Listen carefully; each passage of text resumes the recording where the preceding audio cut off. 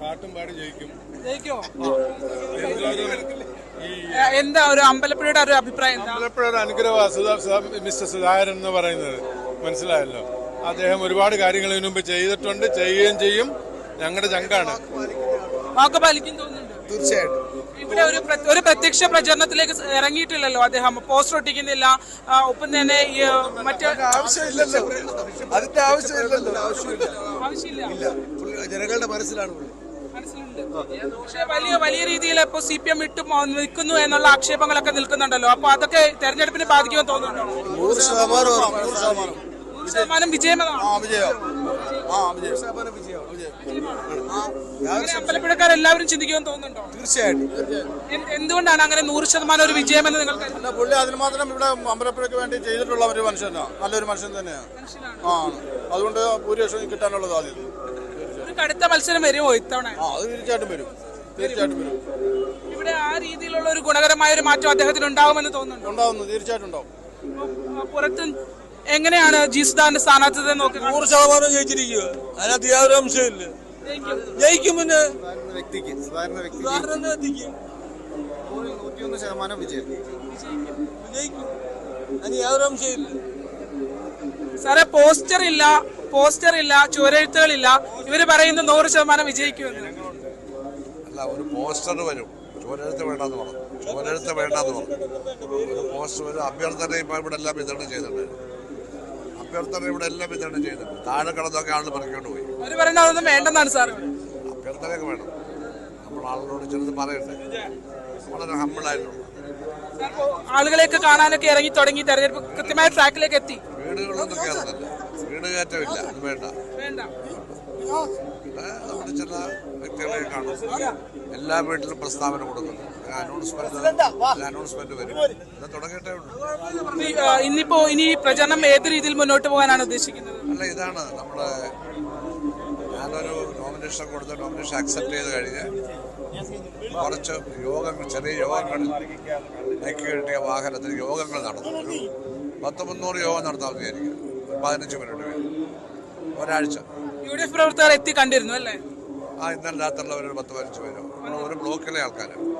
പിന്തുണ നൽകുന്നവരുടെ എല്ലാവരുടെയും പിന്തുണ സ്വീകരിക്കും. എന്താണ് പിന്തുണ നൽകുന്ന എല്ലാ വോട്ടർമാരുടെയും പിന്തുണ നിശ്ചയിക്കും. കോൺഗ്രസ് അവര് പിന്തുണ ഇന്നലെ ഇവിടുത്തെ ബ്ലോക്ക് കമ്മിറ്റിയിലെ 16 മെമ്പറും കമ്മിറ്റിക്കാർ വന്ന് അവർ പിന്തുണ പ്രഖ്യാപിച്ചിട്ട് പോയി. ഔദ്യോഗികമായിട്ട് അവര് പിന്നീടാണ് പ്രഖ്യാപിക്കാമെന്ന് അവരും പറഞ്ഞു. അത് അവരുടെ തീരുമാനമാണ്. ഇന്നലെ മുഖ്യമന്ത്രി നൽകിയ ഒരു അഭിമുഖത്തിൽ ചില കാര്യങ്ങൾ അദ്ദേഹം പറയുകയുണ്ടായി. അതായത് സാറിനെ 3 തവണ ബന്ധപ്പെട്ടിരുന്നു ഫോണില്. ഞാൻ കണ്ടില്ല, പറഞ്ഞു കേട്ടതേ ഉള്ളൂ. അതുകൊണ്ട് ഞാൻ നോക്കട്ടെ. ഒരു മനുഷ്യൻ ചെയ്യാൻ കഴിയാത്ത കാര്യം എന്നൊക്കെയാണ് പറഞ്ഞത്. നോക്കട്ടെ. അതാണ്. എങ്ങനെയുണ്ട് ഇവിടെ അമ്പലപ്പുഴയുടെ തെരഞ്ഞെടുപ്പ് ചിത്രം? എങ്ങനെയുണ്ട്? UDF സാറിന്റെ ആളാണല്ലോ. UDF സാറിന് വേണ്ടി നിൽക്കുകയാട്ടോ. അങ്ങനല്ലേ? തീർച്ചയായിട്ടും അദ്ദേഹം ഒരു ജനകീയ മത്സരത്തിലേക്ക് ഇറങ്ങുന്നു എന്നാണ് പറയുന്നത്. UDF പിന്താങ്ങിയാൽ സാർ ജയിക്കും, ഉറപ്പാ. UDF പിന്തുണ കൊടുത്താൽ സാർ ജയിക്കും. ഇന്ന് അങ്ങനെയാണ്. അദ്ദേഹം പലയിടങ്ങളിലായി വ്യക്തികളെ കാണുന്നു. ഒപ്പം തന്നെ പെരുന്നാളുമായി ബന്ധപ്പെട്ട പള്ളികളിലെത്തുന്നു, ക്ഷേത്രങ്ങളിലെത്തുന്നു. അങ്ങനെ എല്ലായിടത്തും ഒരു സന്ദർശനം നടത്തിയാണ് തെരഞ്ഞെടുപ്പ് പ്രചരണവുമായി മുന്നോട്ട് പോയിക്കൊണ്ടിരിക്കുന്നത്. പൊതുവെ ഇതാണ് അമ്പലപ്പുഴയുടെ ഒരു ചിത്രം. നമ്മളിപ്പോൾ ഇവിടെ എത്തിയപ്പോൾ ആളുകളോട് സംസാരിക്കുമ്പോൾ ആളുകളുടെ ഒരു പ്രതികരണം കൂടി അങ്ങനെയാണ്. സുധാകർ ഇവിടേക്ക് ആളുകൾ എത്തുന്ന ഒരു സാഹചര്യം കൂടിയുണ്ട്. തീർച്ചയായും ഈ ഒരു ചിത്രം നമുക്ക് മനസ്സിലാക്കി തരുന്നത് അമ്പലപ്പുഴ നല്ല ഒരു പോരിലേക്കാണ് പോകുന്നത്. സ്വതന്ത്ര സ്ഥാനാർത്ഥിത്വത്തിലേക്ക് സുധാകരൻ കടന്നു വന്നതോടെ മത്സരത്തിന് മറ്റൊരു തലം കൈവരിക്കുന്നു എന്നുള്ളതാണ്. എന്തായാലും അദ്ദേഹം ഇപ്പോൾ ഉള്ളത് കാക്കാഴം പള്ളിയിലാണ്. അവിടെ എത്തി ഇവിടെയുള്ള ജനങ്ങളെ കണ്ടാണ് പോകുന്നത്. എങ്ങനെയുണ്ടാവും അമ്പലപ്പുഴയിലെ മത്സരം? എന്താണ് അവസ്ഥ? ജയിക്കും. മറ്റ് പ്രശ്നങ്ങളൊന്നും ഇപ്പോ ഇവിടെ ഒരു വിഷയമാകില്ല.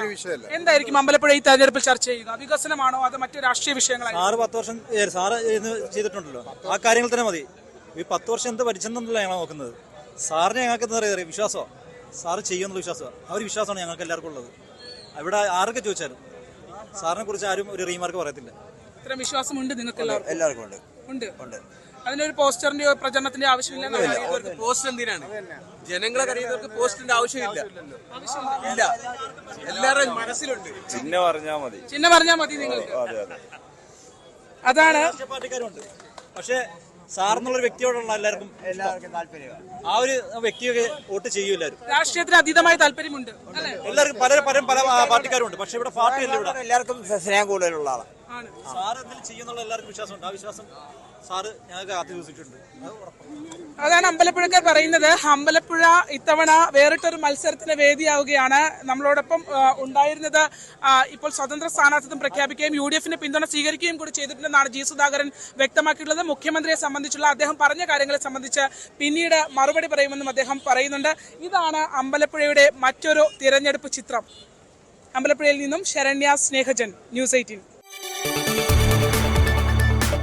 കൂടുതൽ വാർത്തകൾക്ക് news 18 Keralam YouTube channel subscribe ചെയ്യുക.